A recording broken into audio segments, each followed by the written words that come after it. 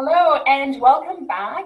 Today it is my distinct pleasure to have as our guest Ben Sauvage from Connect DMC.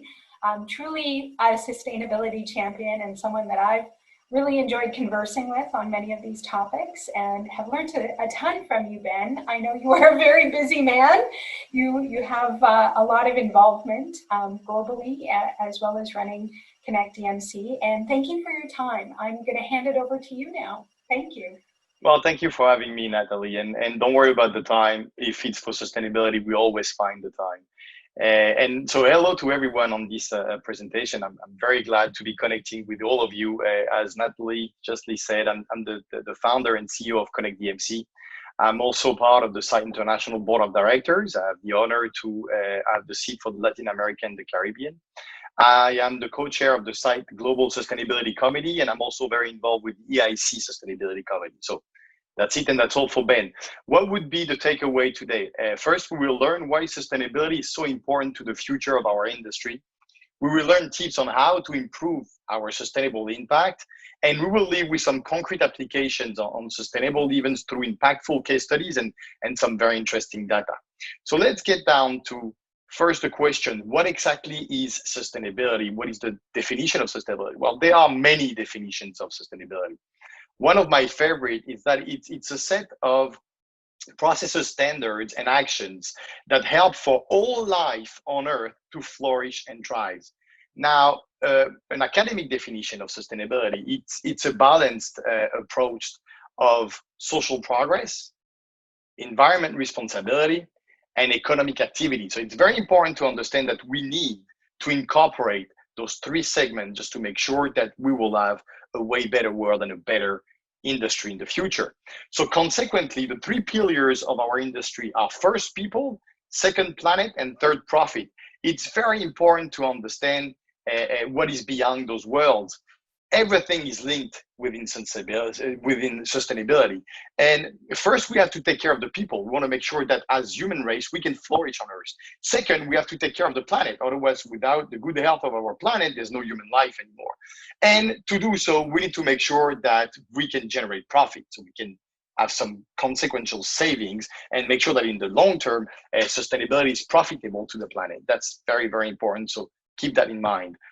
Now, talking about our industry, we have a very large impact because of all the travel we do and even the hybrid meetings and the virtual meetings. I mean, we do have an impact as an industry, but we also have a very large voice.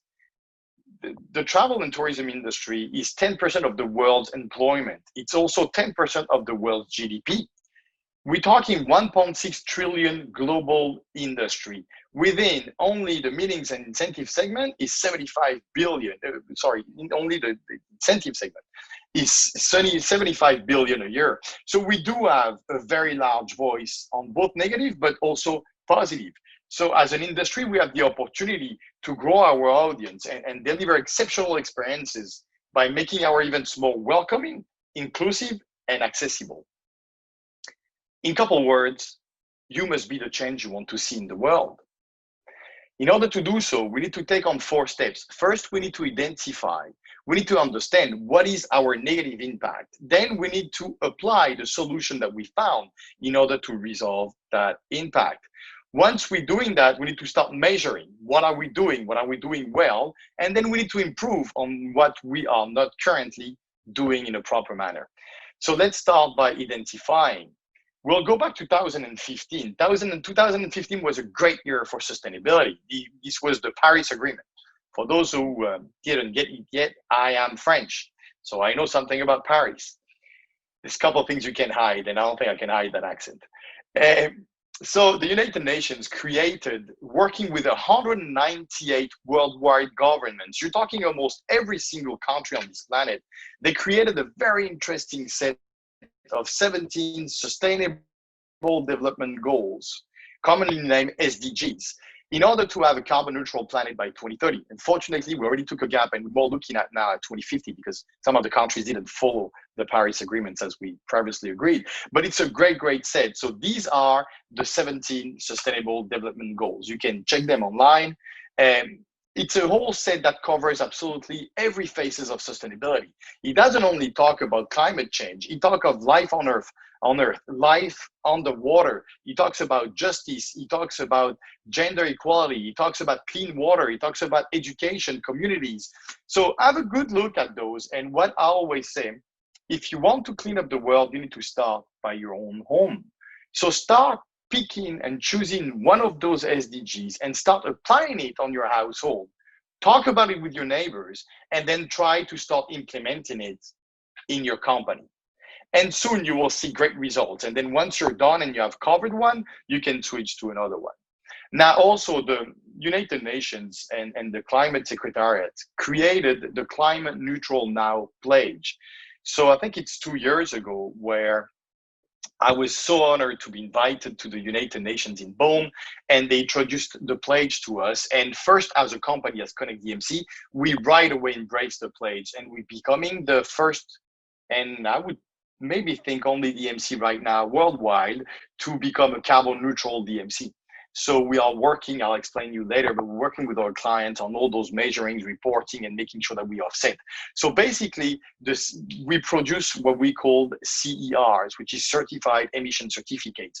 Once you have calculated what is your impact and you have reduced everything you could, the things you cannot reduce, you can purchase certificates through the United Nations that basically help projects in countries in development. It can be a wind farm, it can be solar panels, it can be a dam, it can be any activity that works towards sustainability. So whatever money you pay to offset your carbon impact goes into those projects. And it's very affordable for now. You're talking around it's between 50 cents to $20 a ton. In our own calculations for a meeting that would happen, for example, in the Dominican Republic for 3 nights, 500 people, having half of the meeting and then some activities and all the food and the rooms that is involved, plus the air traveling, you're talking of less than $1,000 of offsetting. And then you have a carbon neutral program. So it's a great, great tool to use. Now, there's a very interesting also study that was made by the WWF, which is the wildlife world, the World Wildlife Fund. And they realized that 70% of the biodiversity loss is due to food production. So talking about industry impact, we know that we have a large impact food-wise. There's a very interesting study that they conducted together with Red Feed, where they could localize where was the food wasted the most. And they realized that we're talking about 63 million tons of food wasted every year. This is more food that is needed to feed all the hungry people in the world, okay? Now, they could split it into 3 different phases. The first one is the production, where you have 16%. The second one is the transportation and the distribution, which is 40%.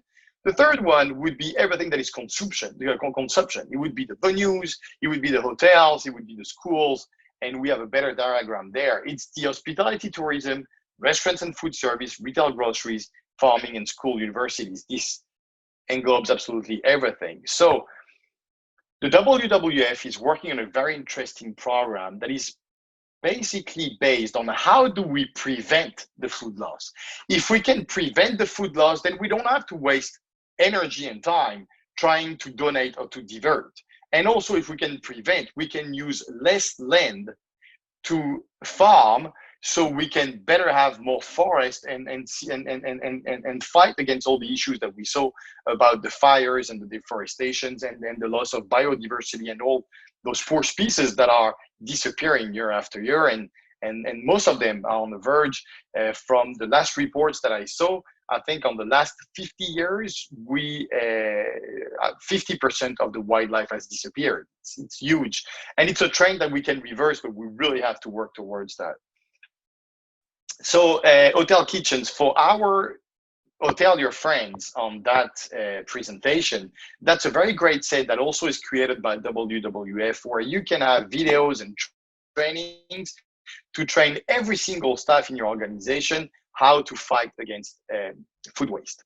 Now, as we saw, if you cannot reduce them beforehand, then you can always work on food donations. And there's amazing programs around the world. We do it in every destination. After a meal, we make sure that we can give to local associations the food waste that we have.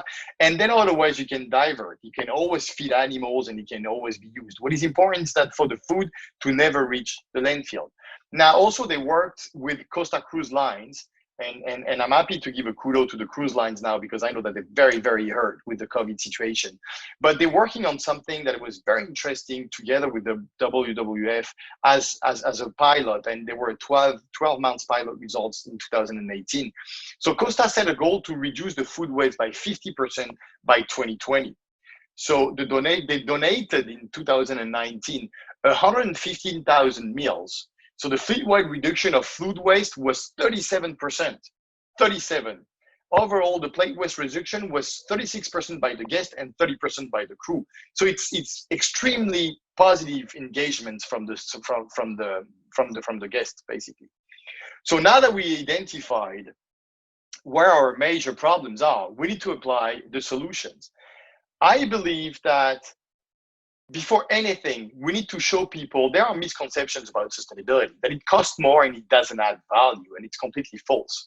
Before anything, we need to show the CEOs, the CFOs, and I was the CFO of my company. I'm currently the CEO of my company.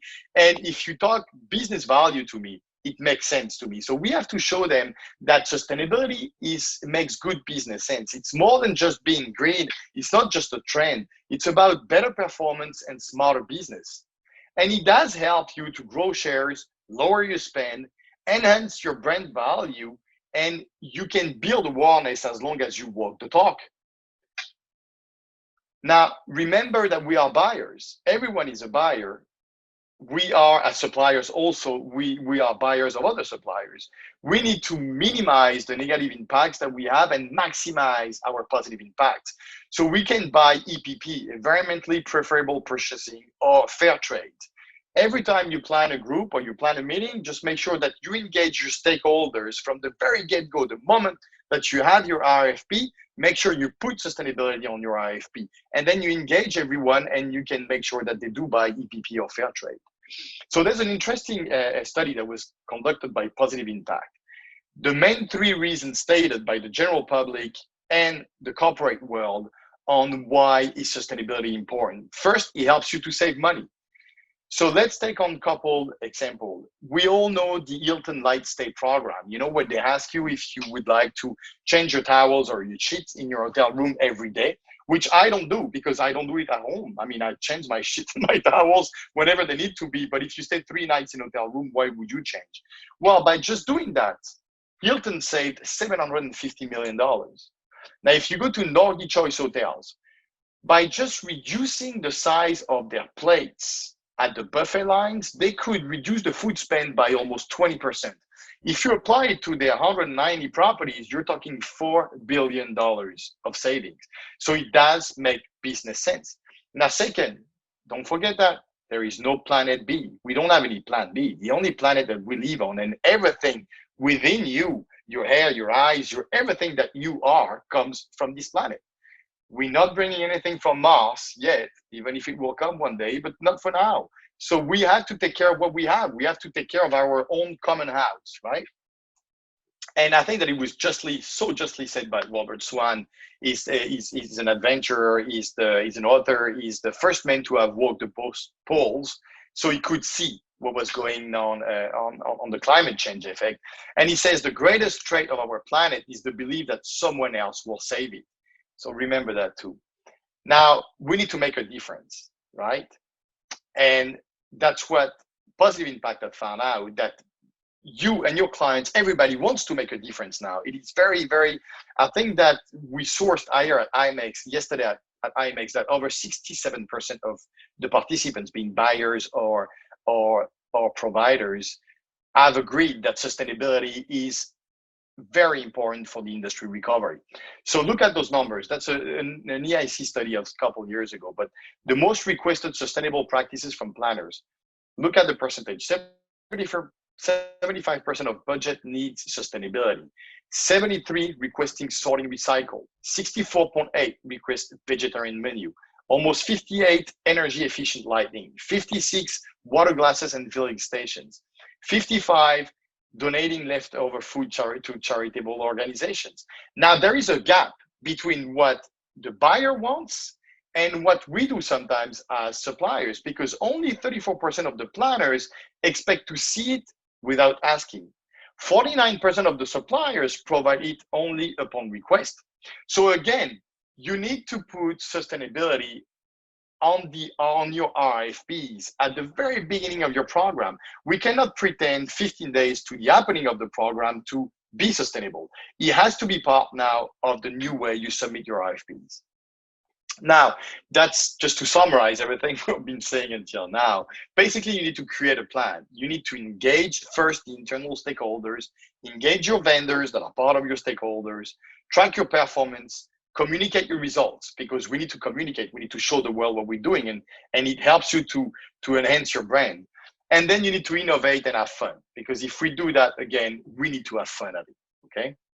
So in order to do so, again, first we need to measure what is exactly our impact. Business needs data.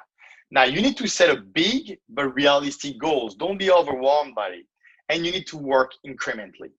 I think the best part is to start naming a champion, a sustainability champion, that it's in your house or it's within your company. Somebody that everybody can report to and talk to. And that somebody then can be linked to associations such as SITE, and we can give them advices and help them walking through their sustainability journey.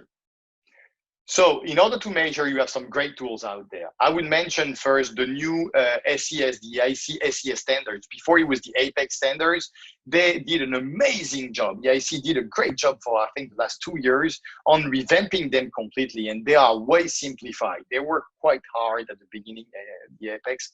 Now they went from 460 pages to less than 100. Everything is measurable, verifiable, and specific.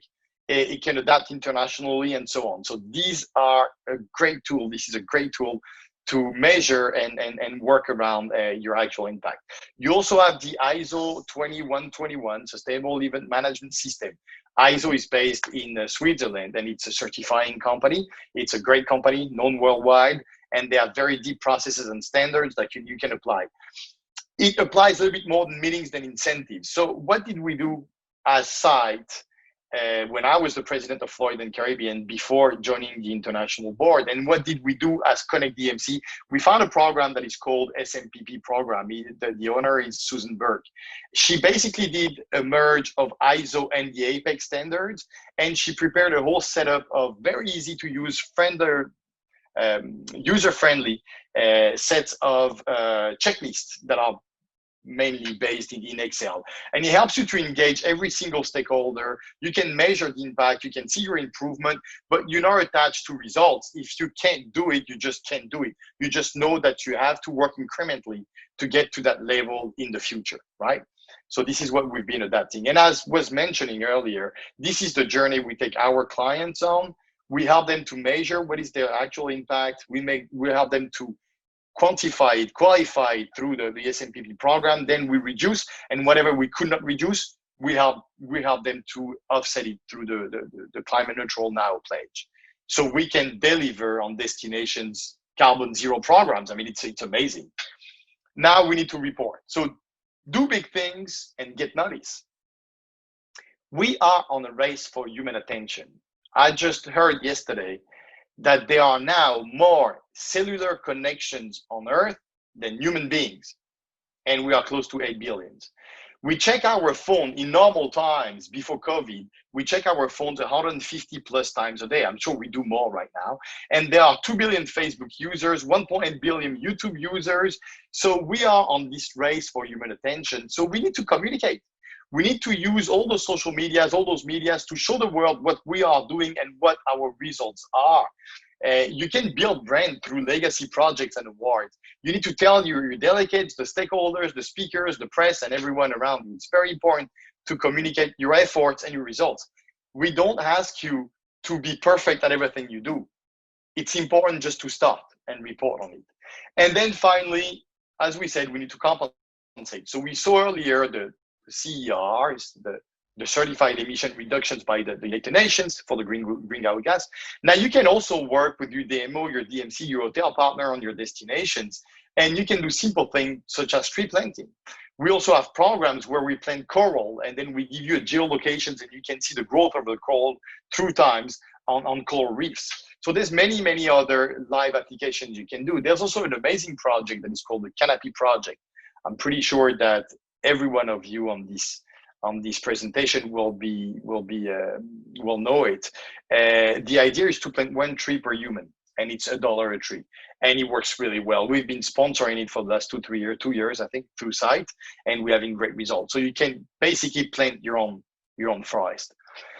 Now that we did all that, we're going to the next step, which is how do we improve our impact? So the first base, I think, is to create a roadmap. You want to understand where you are and where are you going to, and what are you leading, and where do you want to be at mid and long term.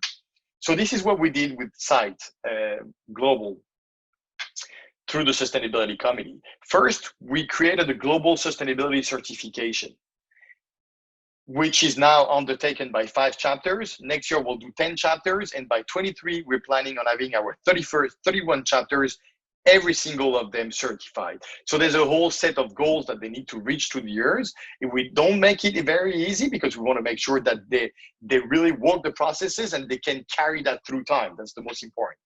Now, name a sustainability champion for each chapter that reports to our committee. So that was very important to have 1 voice per chapter and understand the challenges and the results. Reduce our carbon emission and food waste to reduce more sustainable events. This is what we're doing also with the United Nations. Distribute a global sustainability charter. So we adapted, and it's an ongoing document. We update it every year.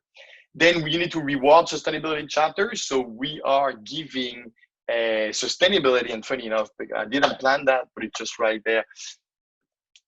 And we won it last year. So very proud of that. And we are rewarding with an award recognizing the most sustainable chapter. And then we communicate and educate through relevant articles and industry speeches. So what I'm doing exactly right now, we're trying to give away as much information as we can. And we also write, as a committee, every committee member needs to write an article at least once a year. Now that we've seen all that, what can we do? As suppliers, as buyers, what can we do? Easy steps that you can start applying in your household or in your company. First, let's take a deep look at that very interesting diagram. We need to rethink, sorry, that's my French that is coming out. We need to rethink first, then redesign, reduce, repurpose, reuse, and recycle. If you have to take a picture of something, take a picture of that, because this is the base, that and the SDGs. We need to use identification. So you need to relate whatever action you're taking, try to relate it to the SDGs. It will walk you through your journey and you will know exactly where you stand. We need to engage all stakeholders. I think that's the 3rd time on the presentation that I'm insisting on that. Put your sustainability in your RFPs. We need to look at energy conservation, direct airlift, train, public transit, shuttle services. We need to use hybrid biofuel vehicles wherever they are available. I think there was a great announcement this week that Amazon has purchased 100,000 electrical vehicles, and now many cities. So I'll give you data. I think that there's close to 500,000 of electrical buses in China, and there are 600 in the United States. So it tells you the difference, and where we should be leading and where we all should be heading. But definitely electricity is the future now against the fuel that we're burning day after day. Also work with sustainable hotels and venues. As a buyer, and I would recommend all my supplier friends, you need to have very engaged and very clear sustainability practices, because buyers will be looking for that in the future. And governments are going to start imposing sustainability measures. So if you want to be in the eye of the buyer, make sure that you are more sustainable day after day. Now, try to find things on walking distance. If you plan a meeting and it's a very large meeting, try to be on a walking distance from your conference center. Go paperless, use technology. I think that technology is great if he has the proper use. We're going now to a 5G generation. We'll see what it brings. But if you can use the smart part of the technology without being affected by the bad part of it, I think that technology really makes a difference. Innovative ideas, definitively innovation is very important. Now, there's a very important data also coming: reusable water bottle and water stations. That reduces by a lot plastic waste. And until I think I stopped traveling in February 26. And until then, I would always travel with my reusable water bottle. And I saw that in most airports now, you have refilling stations, you have that in hotels. This is very important. And why? Because look at that. 90% of all floating material in the ocean is plastic. That plastic floats only for a year. Then it disintegrates into very thin, small particles, and it goes at the bottom of the ocean, and it gets into the fish's bodies. We fish those fishes and we consume them. So you end up eating your own plastic. When I told you earlier that sustainability is a whole, everything is linked. Everything is linked. So we need the main enemy right now, and above all during COVID, is the plastic. There are solutions coming out. They're making plastic out of mushroom, and then they can grow on top of the mushroom also organic meat. So there are solutions. We're working on that. But before it's fully applied, it takes to every single human conscience on earth: do not use reusable bottle of plastic, and if you do, make sure to recycle them. So that's the waste management.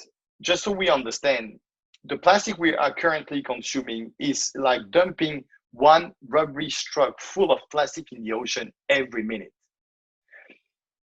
Just in the US, there's 500 million plastic straws used every day. Now you have countries such as Kenya, Taiwan, UK, France, Germany, Austria, Canada, companies such as Marriott, Hyatt, Hilton, American Airlines, Royal Caribbean, Starbucks, and even McDonald's that are start taking the pledge of not using straws now. Now there's a big thing also. The EU just voted to completely ban single plastic use. So with the COVID, we went a little bit backward. I agree with that, but it's a good news. It means we are on the right path, right? And about innovation. So look around you. If we would be in a room, I would give you my business card that is printed on recyclable paper, and inside you have tree weeds, little weeds. So once you have my contact, just throw the business card and it will grow a tree. So that's the same system with this company that is based in California, where they help you to drink your coffee out of that recyclable cup. And once you throw the cup, if you don't throw it properly in the garbage, it will just give trees. Also, goby fish. I guess you saw that in beaches. It started in India, and it was a project. It was a school project, and the kids came out with it was another name at the beginning, and then it became viral online, and then you see it in most of the hotels. So basically, if you have a journey to the beach, whatever you use as plastic, you put it in goby fish, then you have a company that comes, pick it up and recycles it.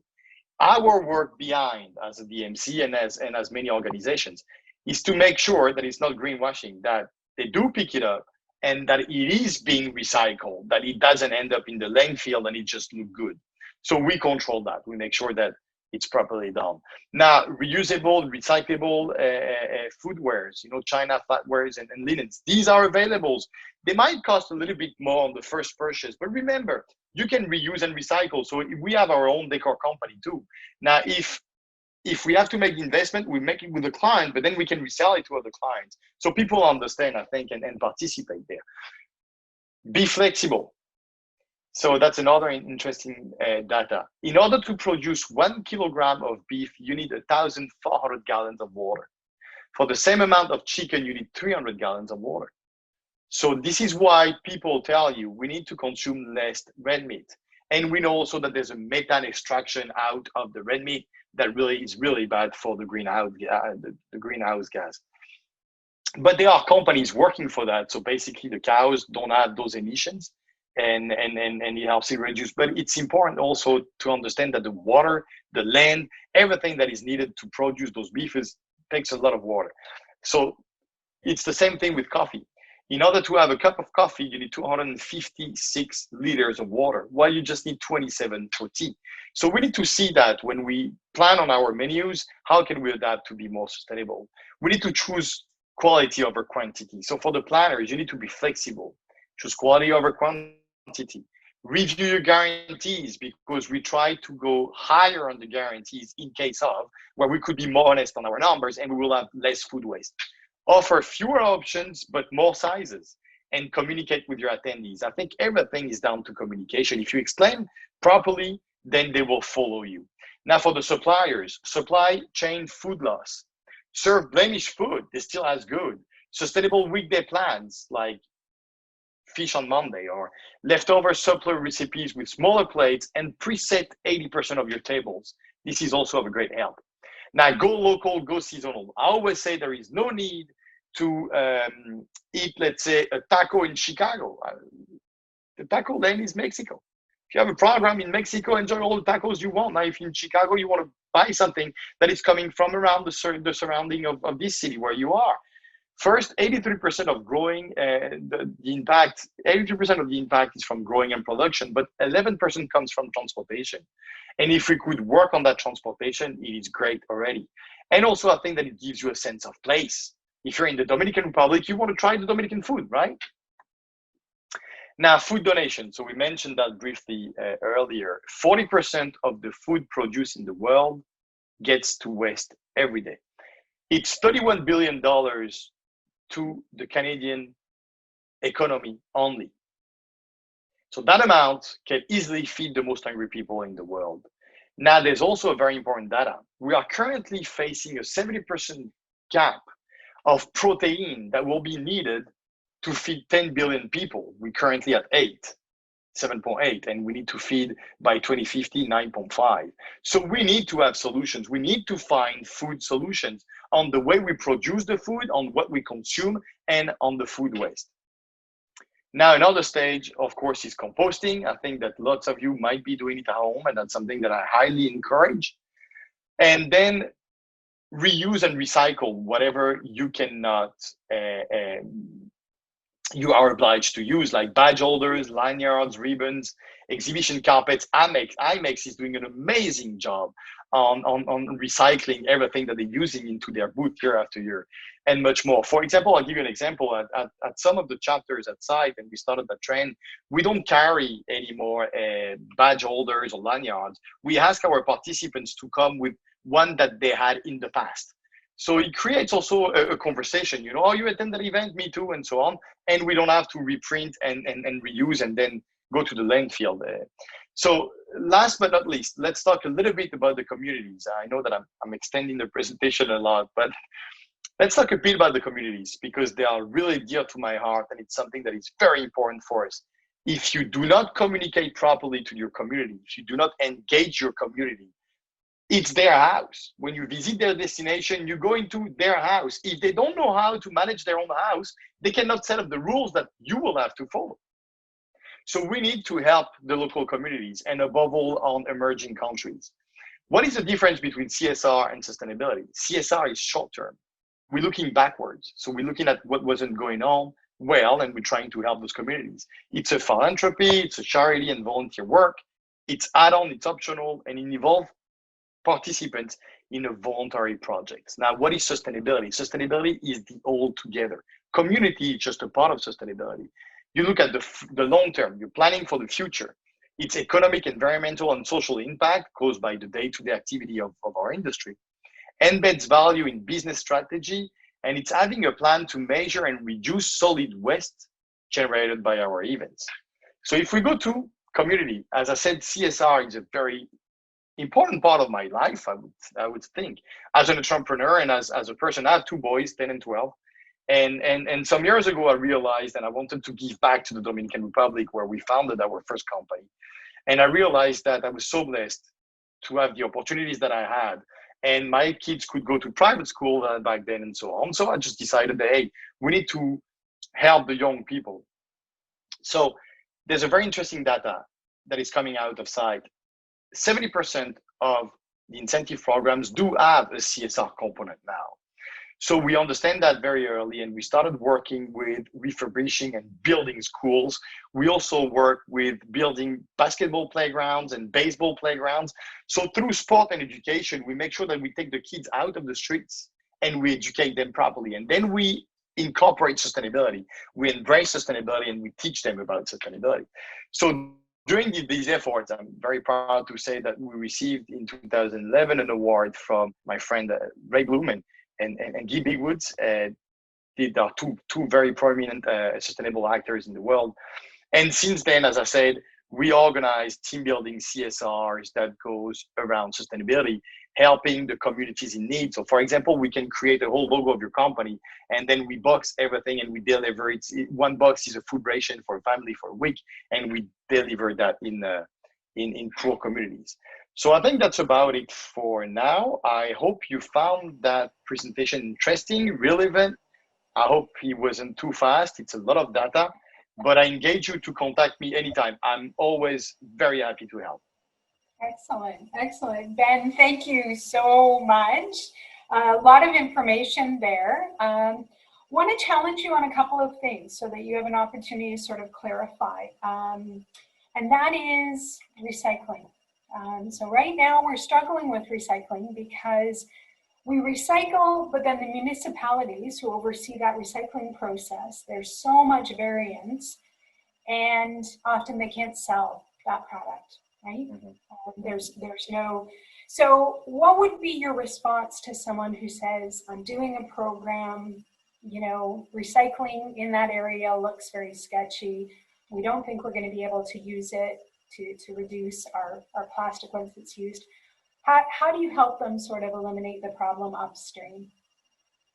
So it's a general problem, and the problem, as you said, it's a matter of value, and everything that floats in the ocean. Why nobody went to pick it up until now? It's because it didn't have any value. I'm currently doing that presentation from Florida, and 8 months ago, the local city announced that they won't recycle glass. And it's very easy to recycle. They won't recycle glass anymore because they didn't see any money profit in it. So it is an issue. Now, there's 2 solutions. First, it comes as persons as we are. You are voting bodies. So you need to put pressure on your governments and on your local municipalities, because in the end, you elect them and you pay for their jobs, right? So you have your word to say. So I think do your associations, go do your homework, get people together and submit them and show them why it is important for the future. Maybe it doesn't have that much of a money impact for them right now, but in 3 generations, that city still wants to be here, right? So I think that's the first step that I would do. I would just involve every single stakeholder again and put pressure on government. And then governments will put pressure on private companies, private entities. And now, funny enough, talking about emerging countries, in the Dominican Republic, I have a very good friend that has a recycling plant. And he comes and recycles everything for us, every activity that we do. And he basically packs them, weights them, sends them to a bigger recycling plant in Puerto Rico. So it's taken care of, maybe because it's a smaller community. Maybe it's easier to do it there, but there's always a solution. Right, you identified 2 really important things. One is that political will is not created by politicians, it's created by people. So well done. And also recognizing that the burden, or a ton of the burden of climate change, does rest with these smaller communities that we're visiting. And I appreciate you creating some perspective on that. And the last thing that I want to sort of address, because it's something that people struggle with. There is so much certification in our industry. And it's important, but it takes time, it takes effort. You know, we're all pretty time strapped as it is. But on the alternate side, you have greenwashing. And that adds in sort of the third dichotomy, and that is companies who have their own systems of sustainability that have no external measurement. And so we're stuck in this, you know, sort of a Bermuda Triangle, if you will, of, you know, there's so many different certifications, you know, you probably need an expert just to discern all of them.